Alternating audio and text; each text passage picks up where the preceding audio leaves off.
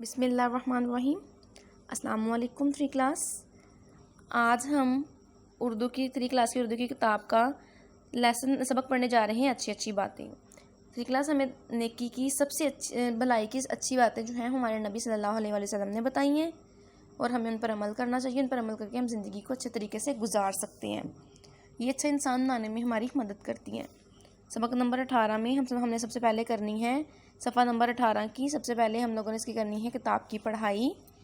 ہمارے پیارے نبی صلی اللہ علیہ وسلم نے ہماری بھلائی کے لیے جو اچھی اچھی باتیں بتائیں وہ زندگی بھر ہماری رہنما رہیں گی۔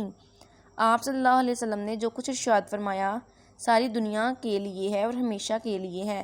آپ صلی اللہ علیہ وآلہ وسلم کے ارشادات کو احادیث کہتے ہیں۔ آپ صلی اللہ علیہ وسلم کی ارشاد فرمائی ہوئی کچھ باتیں یہ ہیں: جس فعل سے شرمندگی اٹھانی پڑے اس سے پرہیز کرو۔ کھانے میں جتنے ہاتھ زیادہ جمع ہوں گے اتنی ہی برکت زیادہ ہوگی۔ جیسے ٹیچر نے آپ کی ریڈنگ کی ہے، آپ لوگوں نے بھی 3 کلاس ویسے ہی اس کی اچھے طریقے سے پڑھائی کرنی ہے، اور جو ٹیچر نے لفظ جو ہیں وہ انڈر لائن کیے ہیں، آپ لوگوں نے اس کو ان کے فرہنگ سے مطلب دے کر لکھنے ہیں اور انہیں اچھے طریقے سے یاد کرنا ہے۔ آگے صفحہ نمبر 19 پہ سرگرمی نمبر 1 جواب دیں۔